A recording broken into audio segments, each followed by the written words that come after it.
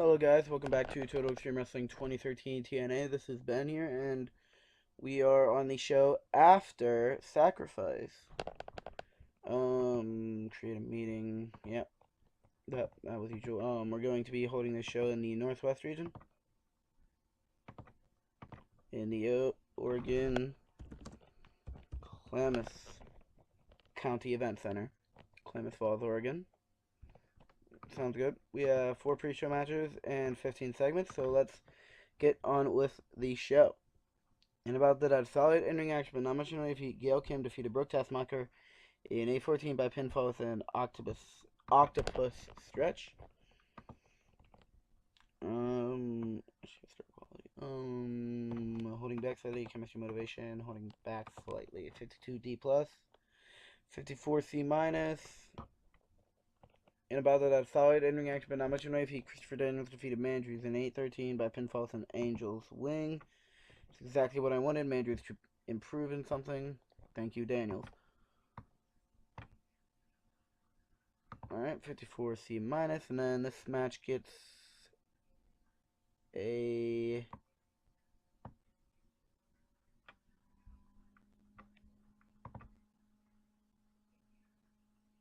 Here we go. This match gets a 36D minus in an extremely poor match.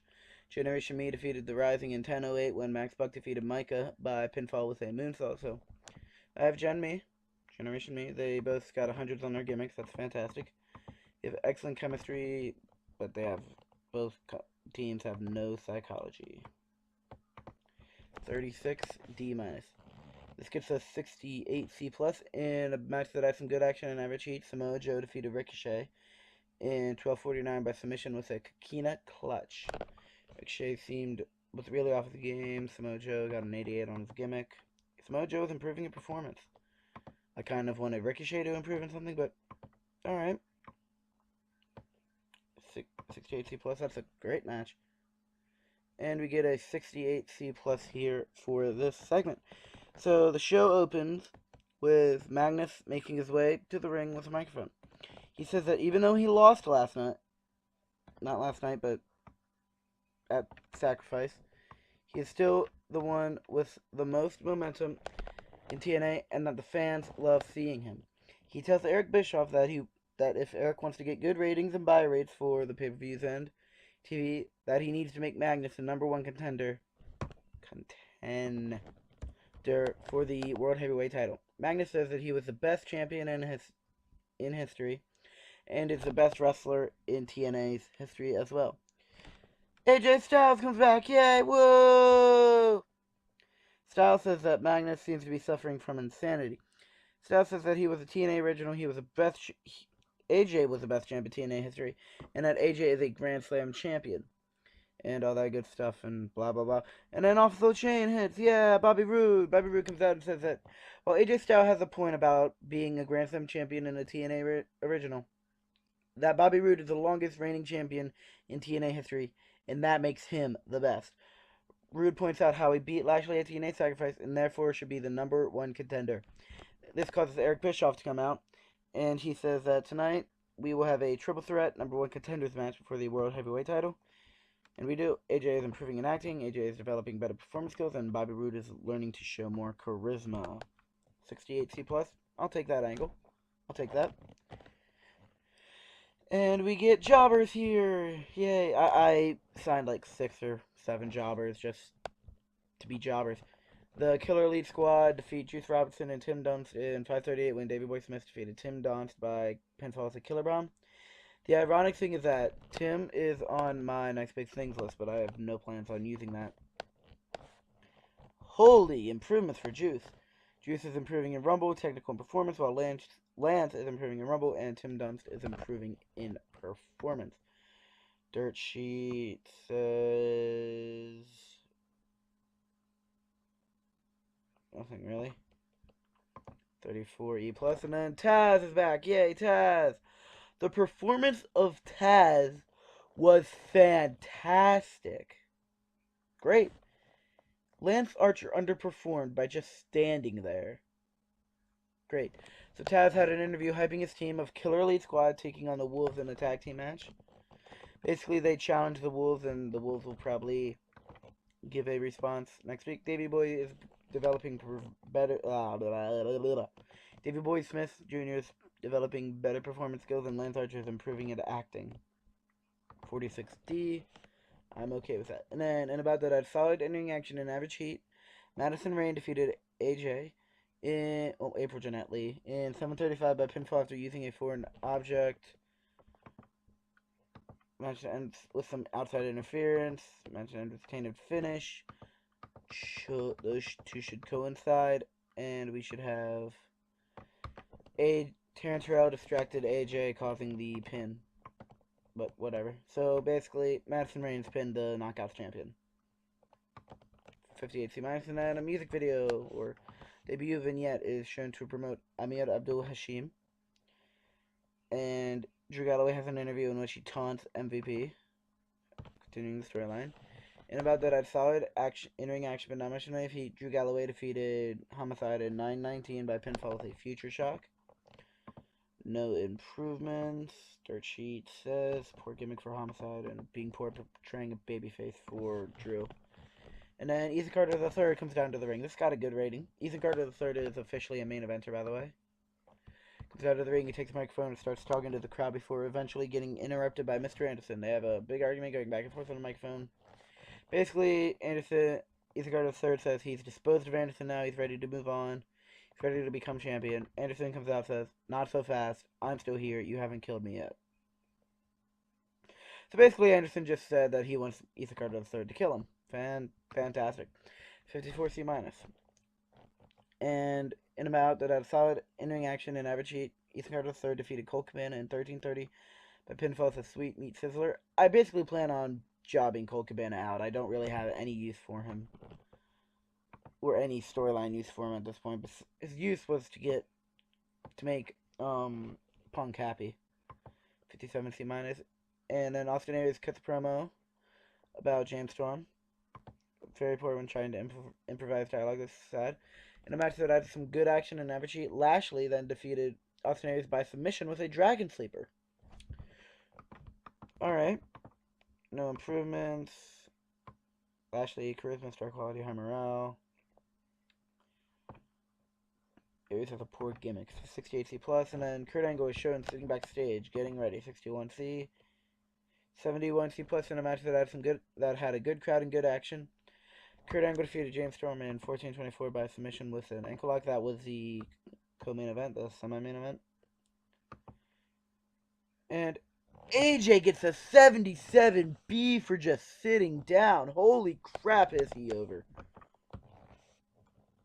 Holy crap, was AJ over. So, Austin, about that, I had good crowd and good action. AJ Styles defeated Bobby Roode and Magnus in 14:45 when AJ Styles defeated Bobby Roode by pinfall with a spiral tap following a spear from Lashley. So Lashley comes in, hits Roode with a spear saying it's not over. I'm still going to crush you and beat you and whatnot. But Magnus doesn't get the win. AJ gets the win. Worker improvements, dirt sheet. So basically, at this point, AJ's supposed to be a face, storyline-wise, but he's really a heel. And this means that at TNA Slammiversary, which should be a fantastic match. You know what? Yeah, let's go ahead, book it. I might change it to some sort of a gimmick match eventually, but I'm not exactly sure on that, but this should be a fantastic match, by the way. AJ versus Kurt at Slammiversary. It's going to be good. 75B minus. 72B minus. That's our best show yet, right? Increased our popularity in 26 regions. And I will see you guys. Oh, well, I'll see you guys at the screen. The main title screen, yeah. Hello, and welcome back to the show. And we still can't beat New Japan. So close. It has been great. Been drawing a lot of praise. AAA re-signed Jeff Jarrett to a paper appearance because he's the owner of Global Force Wrestling. ROH got Ken Doane. Gonna pay per appearance. Email say time to heal Madrews. I had him in 2 matches this week. And 119 on Destination America. Let's check the creative meeting for a quick second here. Who's hot?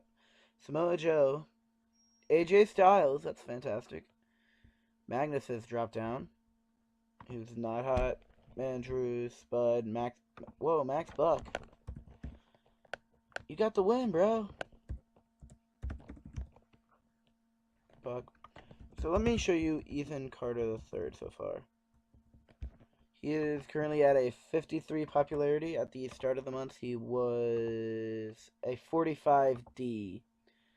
That's almost 10 points in 3 weeks. Basically, what I hope to do is have him over enough. Not there, but so at the time for Bound for Glory, that's basically 3 months away. I'll be able to give him the world title, and then have Kurt battle here for the rematch clause, and then saying, Kurt, he wants one more chance at the title. If he can't get it, he'll retire after Final Resolution, and that's when I bring him in as like a face authority figure type deal. Yeah, so a few decisions. We have Brooke trying to resign because she wanted to go somewhere else. You staying with me? You're staying with TNA. We are trying to sign Nigel McGuinness and Tavita Fifta, Micah.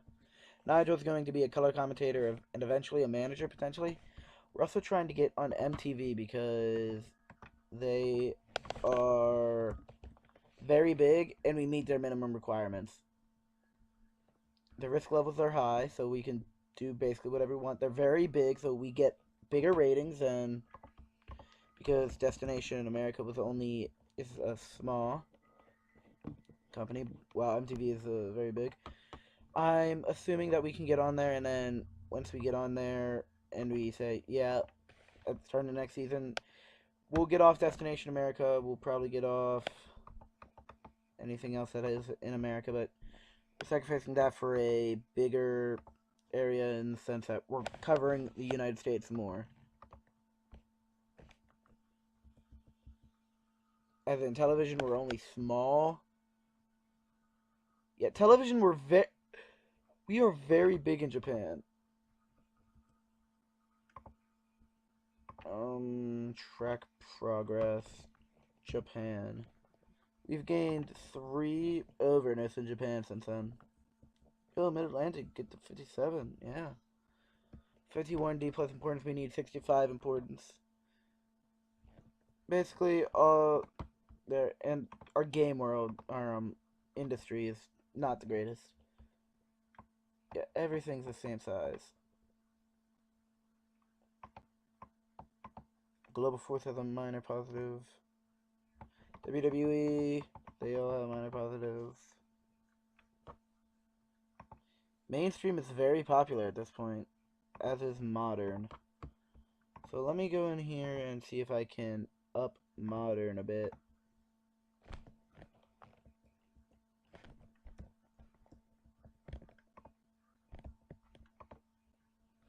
Ah, dang it, Dixie. Anyways, guys, I will see you at the main... I won't see you at the main screen. I'll see you at the next Impact. Bye.